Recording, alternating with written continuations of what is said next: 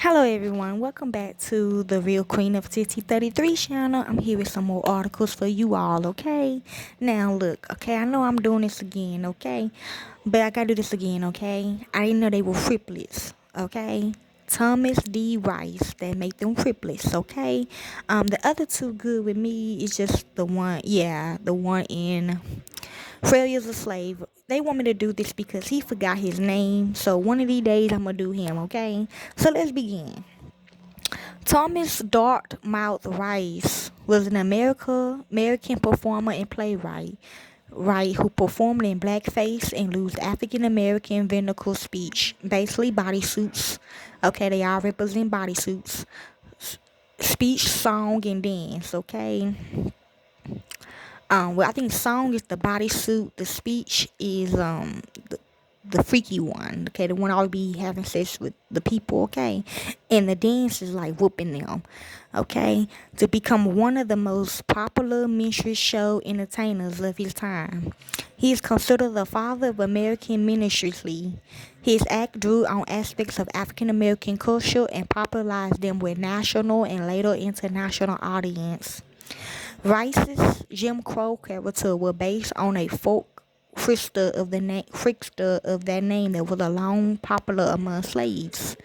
Rice also adapted and popularized a traditional song of slaves called Jump Jim Crow.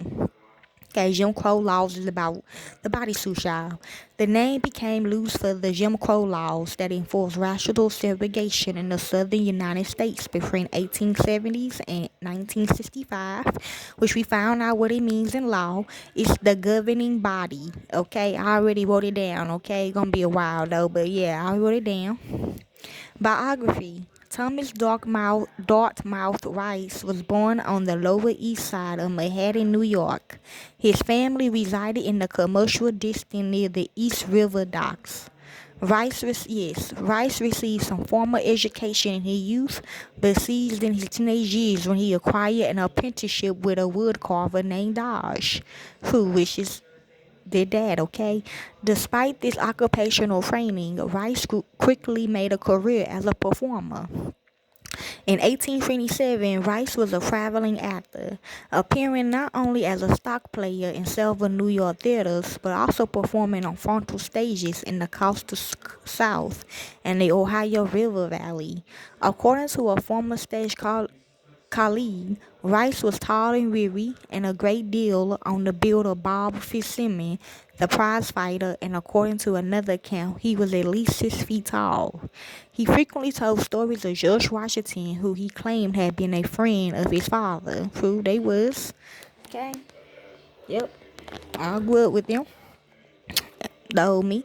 Rice had been made the Jim Crow character his signature act by 1832. Yes, Rice went from one theater to another singing his Jim Crow song. He became known as Jim Crow Rice. There had been other blackface performers before Rice. It ain't got nothing to do with them, okay? However, it was Rice who became so indelible associated with a single character. Rice claimed to have been inspired by a black stable groom who was crippled, who sang and danced as he did his work, and even claimed to have bought the man clothes for authenticity. The time, place, and truth of this claim had been disputed. True, I know y'all. I know what I know where y'all getting it. Okay, I understand too, but I don't know. He soon expanded his repertoire with his most popular routine being his shadow dance.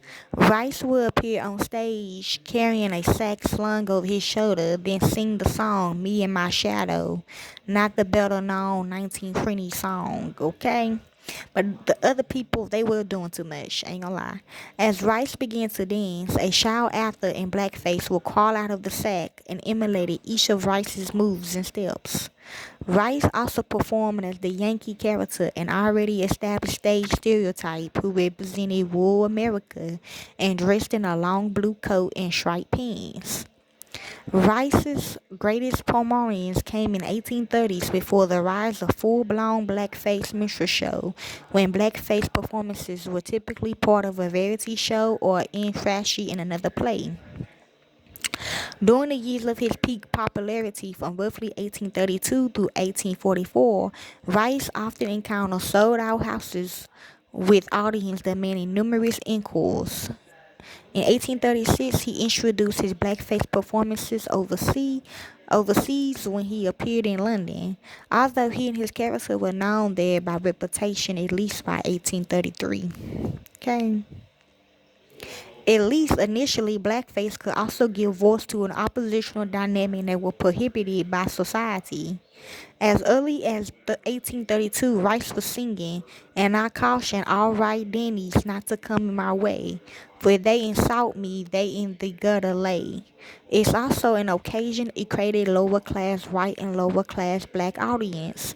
While popularizing Shakespeare, Rice sang, "Although I'm a black man, the right is called my brother." Okay. Personal life and death. On one of his stage tours in England, Rice married Charlotte Bridget Gladstone in 1837. She died in 1848. They had 4 children. Rice enjoyed displaying his wealth and on his return from London wore a blue dress coat with gold earrings for buttons and a vest on each gold button bore a solitaire diamond. As early as 1840, Rice suffered from a type of paralysis which began to limit his speech and movement and eventually led to his death on September the 19th, 1860. His funeral services was at St. Thomas Church and he is interred at Greenwood Cemetery in Brooklyn, New York. A remnants of him in the New York Times suggests his death was alcoholic related and states that although he had made a considerable fortune in his time, his later years were spent in a liquor saloon and his burial was paid by public subscription. In popular culture, in the later half of the 19th century, a wooden statue of Rice and his Jim Crow character stood in various New York locations, including outside the Sherman Garden Theater. It was painted and made in 4 pieces, with both arms and the right leg below the knee being separate parts screwed to the front. Prior to at least 1871, it had stood on Broadway outside a well-known resort of actors and showmen. According to an article in the New York Times, it had apparently been carved by Rice himself in 1833.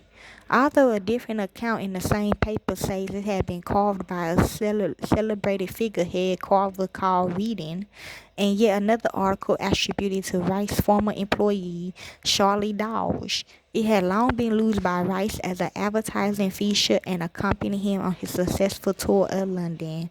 Okay, so hopefully I can find his real name one of these days, but these are his triplets, okay? Yes. Mine's my nephew, okay? So hopefully this helps some of you all, okay? Again, enjoy.